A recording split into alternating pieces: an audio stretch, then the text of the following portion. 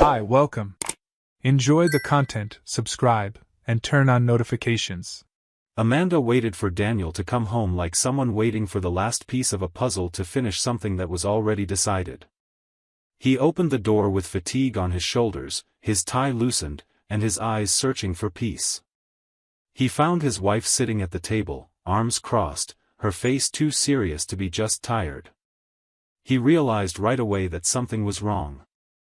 Amanda asked to talk. It wasn't the first time they'd had one of those serious conversations, but there was something different this time. She got straight to the point. She said she wanted a divorce. She didn't ask for time, mention a crisis, or suggest therapy. She simply stated firmly that she wanted to separate. Daniel froze for a second. His heart raced, but his face remained calm, as if his body was delayed in understanding what he had just heard. A heavy silence settled between them. He pulled out a chair and sat down slowly. He looked at Amanda as if searching for a reason to still believe this was just a venting moment. She was firm, with the posture of someone who had thought everything through. It wasn't an emotional outburst. It was a plan. Not knowing what to say immediately, he took a deep breath. He told her he loved her. That if any part of her still remembered the life they built together, the sleepless nights with their young daughters, the trips to visit her parents, the late nights when he covered her with a blanket on the couch, that she should look at all that before moving forward. But Amanda seemed strange. Almost mechanical. She said the problem wasn't him, he had always been a good father, a good husband, a decent man. But something inside her had changed. And as unfair as it sounded, she needed to follow a new path. Daniel felt his throat tighten. Still, he managed to keep his voice steady. He said that, as painful as it was, he would respect her decision. That he wouldn't make a scene or start a legal battle. That everything would be done with dignity, especially for the sake of their daughters. Amanda seemed relieved to hear that. It was as if she expected resistance, and when she didn't find it, a small crack opened for guilt to creep in. She mentioned she had talked a lot with Chloe, her longtime friend, who also happened to be a divorce lawyer. That made Daniel frown. The phone calls, the meetings she called, just with the girls, everything started to make sense. She had already been preparing the ground. From there, the conversation turned to the process. Amanda mentioned the mandatory 90-day legal separation period before the final divorce. She explained that during this time, each of them could date other people without it being considered cheating. Daniel found the idea uncomfortable, but he just nodded. It was like being in a bad dream where you hear absurd things and can't react properly. Still, he wanted to understand the rules. He asked if they would still live in the same house during this time, how they would handle the kids, who would talk to them, how they would split bills, and what they would do with the car that was in both their names. Amanda suggested he find a place close to work, something practical since she would have primary custody of the children, at least at the beginning. Daniel agreed but insisted he would never be an absent father. He requested to continue having dinner with the girls on Wednesdays and Sundays as a way to maintain some emotional routine for them. He also spoke about the importance of explaining everything to the girls carefully so they wouldn't feel any guilt. Amanda listened but seemed disconnected. As if she had rehearsed the conversation dozens of times, and now just wanted it to end. At one point, Daniel asked what was really going on. If there was another man. If she was in love. Amanda looked away and said it didn't matter, that the decision was about her, about the life she felt wasn't hers anymore. That was worse than a confirmation. He knew Amanda well enough to know what that look meant. And even without hearing the confession, he felt the impact of a betrayal that might never be spoken aloud. Still, he didn't attack her. He said that if she believed this was best for her happiness, then they should do it properly. But she needed to understand that decisions like this came with a price. That no matter how modern the discourse of emotional freedom was, there were two children in the middle. Two girls who still believed their mom and dad were forever. Amanda fell silent. For the first time in the conversation, she seemed to hesitate. As if her conviction had given way to doubt. But she didn't back down. She only said it was too late. Daniel, drained of energy to argue, stood up and went to the bedroom. He sat on the edge of the bed and looked at the picture frame next to the lamp. It was an old photo from their vacation in Santa Monica, everyone smiling, hair blowing in the wind, with an improvised backdrop of blue ocean. It was the image of a life he believed was alive until just hours ago. Now, it was just a record of something that, by all appearances, Amanda wanted to erase. He returned to the living room and asked if she wanted him to leave the house that night. Amanda said it wasn't necessary, that they could organize it in the coming days. He then just grabbed his phone, went to the girls' room, looked at them sleeping, and returned to the couch with a pillow in hand. Amanda stood still in the hallway, as if wanting to say something, but didn't speak. She turned around and went to the bedroom. That night, Daniel barely slept. His mind spun with questions that would never have answers. But one certainty was already forming: this separation would be anything but simple. And as much as he had accepted it with maturity, deep down, something told him Amanda still had no idea of the consequences her choices would bring. The next morning, everything seemed the same, but the house already carried a different weight. Daniel made coffee, cooked pancakes as he usually did on Sundays, and called the girls with his usual sweet voice. Amanda sat at the table as if the previous day had been just a nightmare. The girls talked about school, a group project, and laughed about an inside joke between them. That normalcy sounded cruel. Daniel responded, smiled, but inside everything was noise. He looked at Amanda trying to figure out where she was. Her body was there, but her mind seemed miles away. Each response from her came automatically, like someone following a script. When the girls went upstairs to get ready, he seized the moment. He asked if they could talk about the details of the separation. Amanda nodded. They sat on the couch. Daniel had already thought of several possibilities during the night. He suggested looking for a small apartment close to work. That way, he could save time on traffic and have more availability to see the girls. Amanda agreed, saying it seemed fair. He talked about weekly visits, proposing to keep Wednesdays and Sundays as sacred days to be with the daughters. She just agreed, without much enthusiasm. It was as if everything was part of a plan she had already accepted long before the conversation began. Daniel then touched on a delicate point: finances. He feared the divorce would turn into a money war. But Amanda was practical. She said she didn't want to take anything from him, just what was necessary to maintain the girls' stability. They discussed bills, credit cards, school expenses, health insurance, extracurricular activities. Each topic was a reminder that they were dividing the end of a story, not just a life. The conversation flowed almost politely, but Daniel's heart ached with every new decision they had to make. They discussed the car, which was in both their names. Amanda suggested it stay with her, since he would be working close to home and could walk or bike. Daniel agreed, though he knew that car carried more than utility. It was the first big purchase they made together. Amanda also mentioned the help she would have from Chloe, both legally and emotionally. He bit his tongue. He had a lot to say about this friend who suddenly appeared as the voice of reason, but he chose to hold back. Any strong reaction would give Amanda the argument that he was impulsive, that he couldn't accept the decision, that he was making things difficult. When Amanda got up to put away the dishes, Daniel went to the girls' room. He opened the door carefully. He saw the two of them organizing their backpacks, laughing at each other. The younger one put a bow in the older sister's hair and said she wanted to be just like her. He had to leave quickly. The tightness in his chest was too much. He returned to the living room, sat down, and put his hands over his eyes. He didn't cry, but stayed there, motionless for a few minutes. When Amanda came back, he composed himself. He said they needed to decide when and how to tell the girls. Amanda suggested waiting a few more days. She said they were still organizing everything. Daniel disagreed. He thought it was wrong to keep it a secret.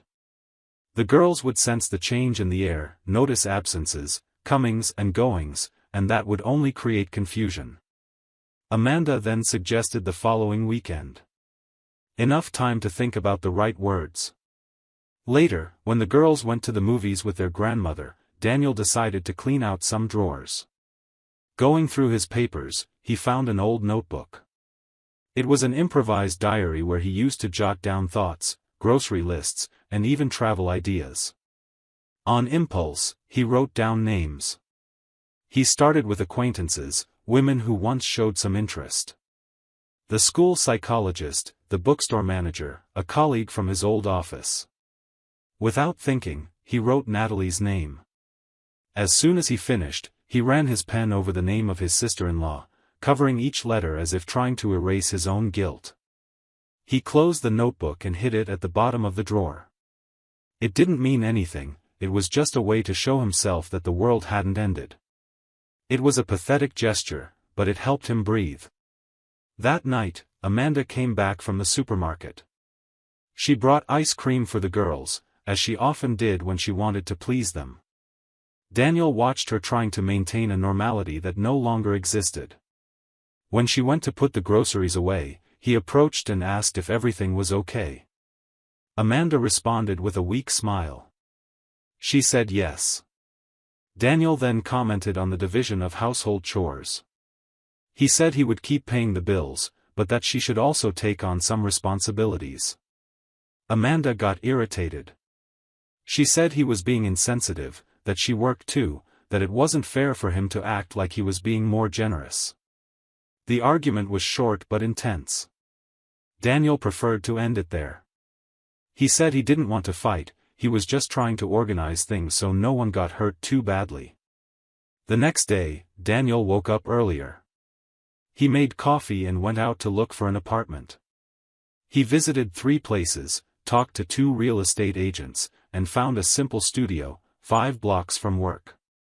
Nothing special, but enough to start. He signed the rental agreement and scheduled the move for 2 weeks later. When he returned home, Amanda was on the couch with the girls watching a movie. He entered quietly, went to the bedroom, and started packing his clothes into boxes. It was strange doing that without tears. It was as if the morning had begun before the goodbye. Amanda passed by the door, stopped for a second, but continued without saying a word. That night, while Daniel was reviewing emails on his phone, he received a message from an old college friend.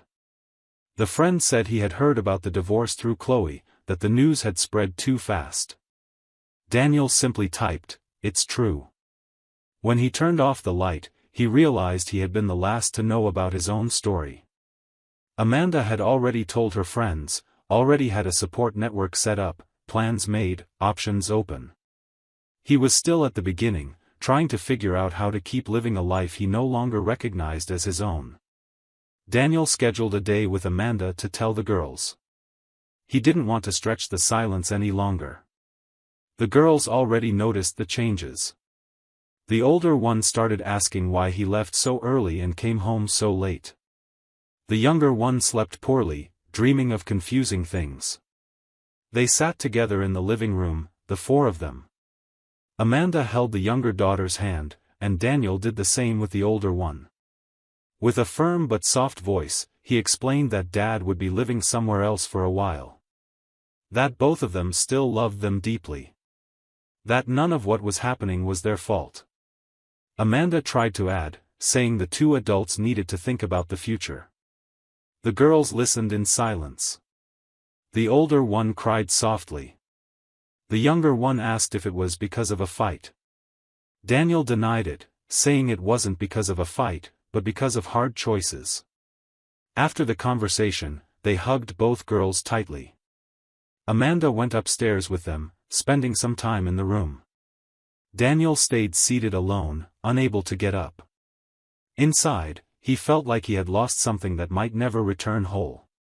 The next day, he moved into the small apartment he had found near work. It was simple, with makeshift furniture and the smell of fresh paint. He carried 2 suitcases, a box of books, and a picture frame of the girls. He spent the day organizing the basics, trying to occupy his mind. When he stopped, he looked around and realized the silence. A silence that didn't bring peace, but a new kind of loneliness. For the first time in 2 decades, he slept in a bed without Amanda nearby. No sound of footsteps in the hallway. No laughter from the girls in the next room. That night hurt more than the day of the divorce request. A few days later, Amanda showed up at his apartment unexpectedly. She didn't send a message. She just knocked on the door with puffy eyes, looking like she had gone through hours of tears that didn't fix anything. She asked to talk. Daniel was tired, but he made space. She came in, sat on the couch, and after a long silence, confessed. She told him about Logan. Said she thought she was in love. That she believed he was a chance for a fresh start. A kind, mature, intelligent man. She said the meeting started by chance, after a conversation with Chloe. And that, in recent months, they had seen each other frequently. Daniel listened to everything without reacting. The name Logan didn't surprise him. He had already suspected. Amanda tried to justify herself. She said Logan promised to leave his wife. Promised a new life. But after she filed for divorce, he disappeared. Stopped responding to messages. Started treating her like a mistake. He has 2 young children and a wife who, upon learning about the affair, threatened to expose everything. Daniel stayed silent. Not out of coldness, but because words no longer seemed useful. She tried to explain more, saying she felt humiliated, betrayed. That Chloe had distanced herself. That co-workers were talking. That Natalie had reprimanded her firmly. She said she lost control of her own life. That everything had collapsed. And that now, she realized how blind she had been. She hoped Daniel would say something. Anything to ease her guilt. But he just asked, "Do you still love him?" Amanda stuttered. She said she no longer knew what she felt. That she only knew she was ashamed. Daniel got up, went to the kitchen, and brought her a glass of water. He handed it to her silently. He sat beside her and spoke calmly. He said he understood loneliness, frustration, the desire for something new. But while she fed illusions with Logan, he was doing everything to maintain the emotional structure of the girls. He said she broke something he spent years building. Amanda cried. She said she never imagined the pain would come back at her with such force. Daniel listened to everything Amanda had to say that night. She talked about Logan, the empty promises, the shame after being discarded like a mistake. She cried while trying to find in his words some relief, a helping hand to pull her out of the hole she dug herself. But Daniel was exhausted.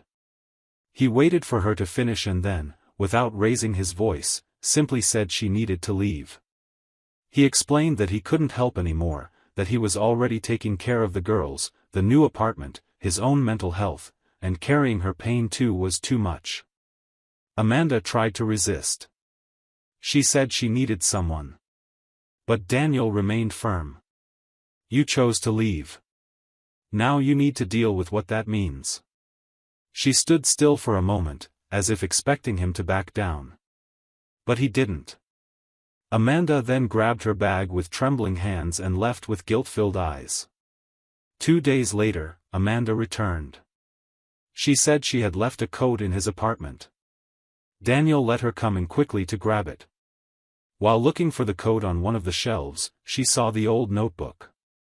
The one where Daniel jotted down random thoughts, loose sentences, tasks. Without thinking much, she flipped through it.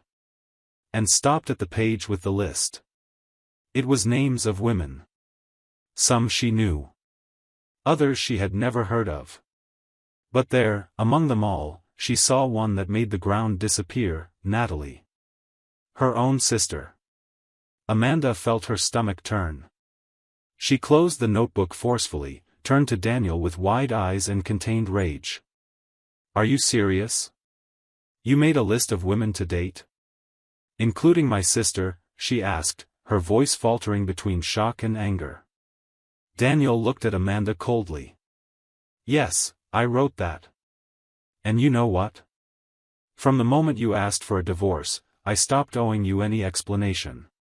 She tried to say it was low, that he played the victim while acting like a jerk.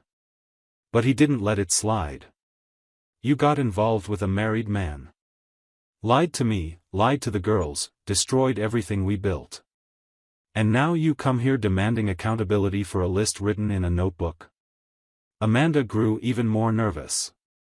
She said he always acted superior, ethical, and now behaved like a vengeful teenager. Daniel stepped closer, looked her in the eye, and calmly said, "You left me for another man. And now you want to control who I can be with? If I want to date your sister, I will. Because you lost the right to have an opinion about my life when you turned your back on our family." She turned pale. She stayed silent for a few seconds, not knowing what to say. Tears came before words. Amanda tried to respond, but her voice wouldn't come out. She grabbed the coat, hurried past the door, and left crying. Descending the stairs, she started to realize the truth she had avoided facing. While she thought she controlled everything, Daniel had already freed himself from guilt. He closed the door calmly, went back to the couch, and left the notebook there, abandoned. What once seemed like a simple distraction was now a definitive line. The marriage no longer existed. Forgiveness, perhaps, didn't either. But for the first time in a long time, he felt exactly where he needed to be. At peace with his own choices. The 90 days passed with the weight of an entire lifetime. Amanda couldn't bear keeping everything inside anymore. The lonely nights, the silence after the girls went to bed, the absence of messages, the lack of Logan, who had disappeared as if he never existed. With a broken heart, she arranged a meeting with Daniel. They met at a discreet cafe. Amanda was nervous, fidgeting with her hands, and when Daniel arrived, she got straight to the point. She said she had thought a lot, that everything had been a mistake, that the divorce was an impulsive reaction and that, deep down, she still loved him. Daniel listened in silence, without interrupting. When she finished, he simply replied firmly, "We'll meet tomorrow at the office to sign the paperwork." Amanda was speechless. He added, "I'm not interested in going back." Flustered, she asked, "Are you seeing someone?" Daniel gave a half-smile. "I don't owe you any explanations anymore, but no, I'm not." She lowered her gaze. Her voice trembled, "And you, do you think I'm still with Logan?" He looked directly into her eyes and asked, "Are you?" Amanda took a deep breath, trying to contain herself. He disappeared. And the tears streamed down. For the first time, Amanda understood that she had lost everything. And that Daniel, that calm man who always listened to her, was now at peace with the decision to move on. The next day, as planned, they met at the lawyer's office. Everything went quickly. Formalities, signatures, some documents read with detachment. When the last paper was signed, Amanda looked at Daniel, hoping for some sign. He simply thanked the lawyer, put his copy of the documents away, and said goodbye. Amanda sat there for a while, staring at the sheet that officially declared the end of what was once a family. She wanted to say something, but decided to keep the pain to herself. She knew no words would change anything anymore. The following months were quiet. Daniel continued seeing the girls frequently, as agreed. Wednesday nights were pizza and movie nights. Sundays, park and ice cream. He made sure to be present. Not out of obligation, but out of love. It was with them that he felt whole. It was with his daughters that he rediscovered simple joy, the kind he had forgotten existed. Until, a few months later, Daniel sent a message to Amanda. He said he wanted to talk to her. Asked her to come to his apartment, alone. Amanda found it strange, hesitated, but went. Deep down, she thought maybe he was willing to try again. That maybe things could go back to the way they were. When she rang the doorbell, the door opened, and who answered was her sister, Natalie. Amanda was in shock. Eyes wide, body frozen. Natalie opened the door wider and simply said, "Come in." Amanda walked silently to the couch and sat down. Daniel appeared shortly after and sat next to Natalie. His expression was calm. Amanda couldn't say a word. Daniel took the lead. He said he knew how hard this might seem, but he wanted to be direct. He told her that he and Natalie were together. That it wasn't casual. That they were dating. Amanda didn't respond. Her face turned completely pale. Tears began streaming down without her blinking. She got up slowly, opened the door, and left. Descending the stairs, she started crying loudly. Not because of betrayal, because there wasn't any. But because of the reality she refused to accept, the world she destroyed, someone else rebuilt. And it wasn't her. Months passed. Summer came, and with it the kids' vacation. Amanda, absent-mindedly scrolling through social media, stopped at a post from her sister. A photo. Natalie, Daniel, and the two daughters smiling, playing by a lake. They looked like a family. Amanda stared at that image as if it were a window to a past she herself burned. Without the strength to comment or like it, she just lowered her head and whispered, for no one to hear, "What have I done?" Thank you for watching the video. If you enjoyed it, don't forget to subscribe to the channel and turn on notifications so you won't miss any updates. See you next time.